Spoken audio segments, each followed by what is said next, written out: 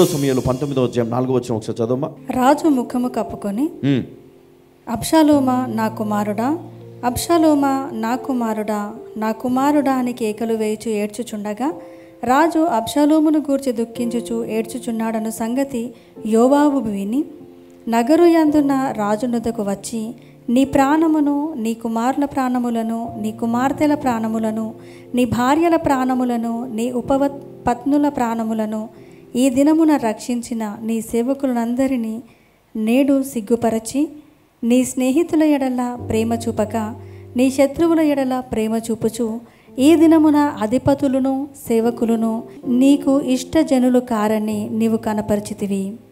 చాలమ్మా. దేవుడు తన బిడ్డలను అధికంగా ప్రేమిస్తున్నాడు గనుక వారి పాపాలకు తగిన శిక్ష విధించకుండా ఊరుకోడు, ఉండడు. కొన్నిసార్లు మనం ఎంతగా బాధపడతామంటే, ఈ బాధ నుంచి బయటికి వస్తే బాగుండు, ఈ సమస్య నుంచి నేను బయటపడితే బాగుండు, ఈ అప్పుల నుంచి బయటికి వస్తే బాగుండు, ఈ తాగుడు నుండి బయటికి వస్తే బాగుండు, ఈ వ్యభిచారం నుండి బయటికి వస్తే బాగుండు అని మనకు అనిపిస్తుంది. ప్రార్థన చేస్తాం, ఉపవాసాలు ఉంటాం, ఎన్నో ప్రయత్నాలు చేస్తాం, కానీ బయటికి రాం. చచ్చేంత వరకు బయటికి రాం. చచ్చేంత వరకు.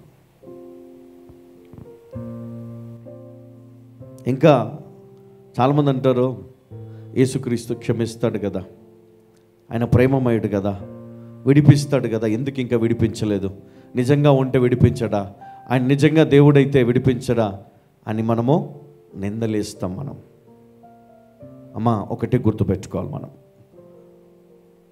మనం ఏ విధంగా మన జీవితాన్ని కొనసాగిస్తామో, అది మంచైనా చెడైనా, దాని ప్రభావము నీ పిల్లలపైన, వాళ్ళ పిల్లలపైన, వాళ్ళ తరతరములపైన ఉంటుంది.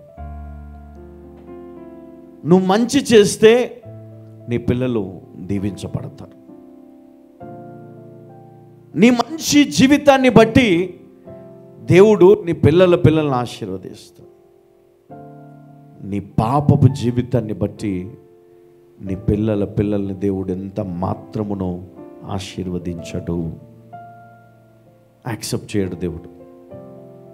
కాబట్టి నీవు ఇదిగో సరైన సమయంలో దేవుని మాట వింటున్నావు, దేవుని నుంచి వచ్చే మాటను వింటున్నావు, దేవుడు నీతో మాట్లాడుతున్నాడు.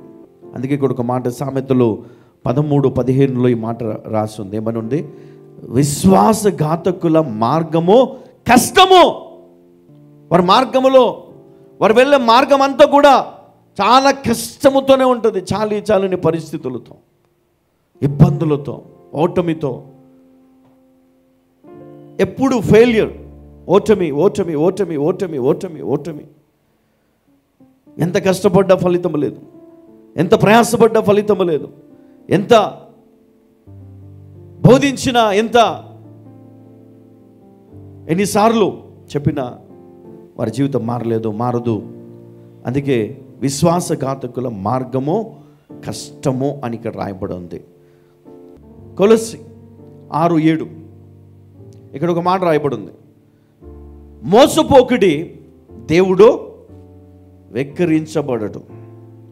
మనుషుడు ఏమి విత్తునో ఆ పంటనే కోయును. మనుషుడు ఏమి విత్తునో ఆ పంటనే కోయును. కాబట్టి నీ జీవితం ఎట్లా ఉంది? నీ జీవితంలో ఏ విధంగా నువ్వు జీవిస్తున్నావు? ప్రేమ కలిగి జీవిస్తున్నావా, లేదా తగ్గించుకొని జీవిస్తున్నావా? నమ్మకమైన వ్యక్తిగా జీవిస్తున్నావా? ఒక మోసగానిగా జీవిస్తున్నావా? ఒక మోసగత్తెగా జీవిస్తున్నావా? పాపాత్మురాలిగా జీవిస్తున్నావా?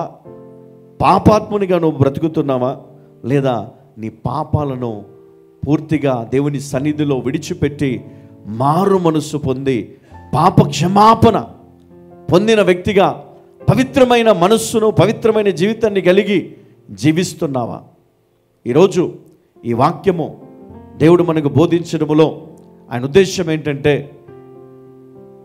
ఈరోజు నిన్ను దేవుడు ఆహ్వానిస్తున్నాడు పరిశుద్ధమైన జీవితంలోనికి, పవిత్రమైన ఆయన ప్రేమలోనికి ఈ పరిశుద్ధ సన్నిధిలో దేవుడు నిన్ను యాక్సెప్ట్ చేయబోతున్నాడు ఈరోజు.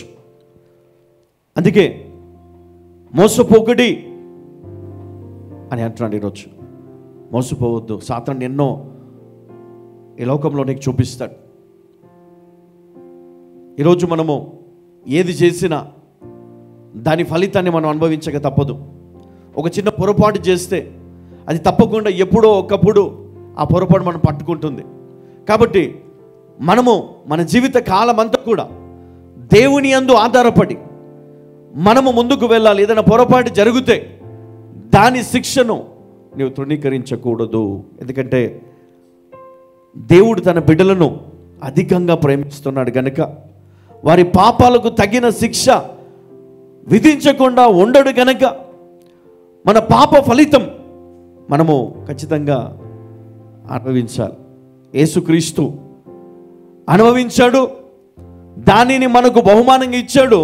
అందుకే ఈరోజు నీకు ఒక అవకాశం ఇచ్చాడు. నిన్ను నీవు ఈరోజు దేవునికి సమర్పించుకున్నప్పుడు నువ్వు వీటన్నిటిని ముందు పెట్టుకోవాలి. అయ్యా, నేను తప్పు చేస్తున్నాను, ఈ తప్పు చేస్తున్నాను, ఈ తప్పు చేస్తున్నాను, ఈ తప్పు చేస్తున్నాను, ఈ తప్పు చేస్తున్నాను. ఈరోజు నుంచి ఇవన్నీ బంద్, ఇవన్నీ బంద్.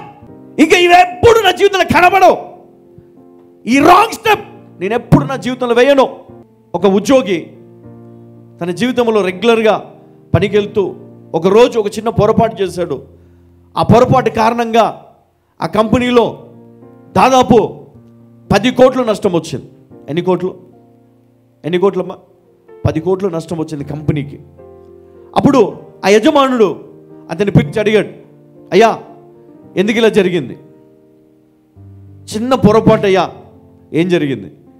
ఆ టైంలో నాకు నిద్ర వచ్చింది, నేను నిద్రపోయాను కనుక ఆ పొరపాటు జరిగింది, ఇంత నష్టం వచ్చింది అంటే అతను అన్నాడు, నేను నీకు జీతం ఇస్తుంది పడుకోవడానిక అని అడిగాడు. లేదయ్యా. మరి ఎందుకు ఇలా జరిగింది అంటే ఏంటి? నీకు 1 యజమాని పైన భయం లేకపోవడం, 2 నీ ఉద్యోగం పైన నీకు శ్రద్ధ లేకపోవడం, 3 నీ కుటుంబం పైన నీకు బాధ్యత లేకపోవడం. ఈ 3 కారణంగా ఈరోజు నువ్వు నిర్లక్ష్యం చేసావు కనుక ఇంత గొప్ప నష్టము సంభవించింది. కాబట్టి ఇంకెంత మాత్రమో నువ్వు ఈ ఉద్యోగానికి పనికిరావు నువ్వు.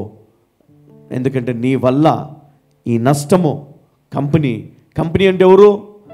కింద ఉన్న ఎంప్లాయీస్ అందరిపైన పడుతుంది.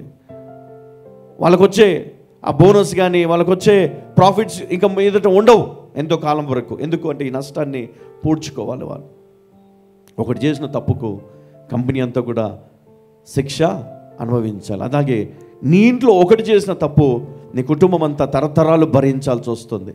అందుకే యేసుక్రీస్తు మరి మనం చేసినటువంటి ఆ పొరపాట్ల వల్ల ఆయన ఒక్కడే ఆ పెనాల్టీ కట్టాడు, ఆయన ఒక్కడే అనుభవించాడు, మనకు విమోచన విడుదలనిచ్చి ధైర్యమునిచ్చాడు. అయితే ఆ ధైర్యము, ఆ తీర్పు ఆయన కృప. మన కృపను పొందిన వారముగా మనం ఈరోజు మనం పాపం చేయడానికి యేసుక్రీస్తు ద్వారా మనకు లైసెన్స్ ఇవ్వలేదు. మంచి జీవితాన్ని జీవించమన్నాడు. పవిత్రమైన జీవితము, పరిశుద్ధమైనటువంటి జీవితము, ప్రేమ కలిగిన జీవితము, ప్రేమను పంచే జీవితము, మంచి అనేది ఎక్కడ ఉందో అక్కడ క్రైస్తవుడు ఉంటాడు. ఆ విధంగా మనం జీవించాలి, ఆ విధంగా మనం ముందుకు వెళ్ళాలి. అప్పుడే నిజమైన క్రైస్తవ జీవితాన్ని మనం అనుభవిస్తాము. హల్లెలూయా.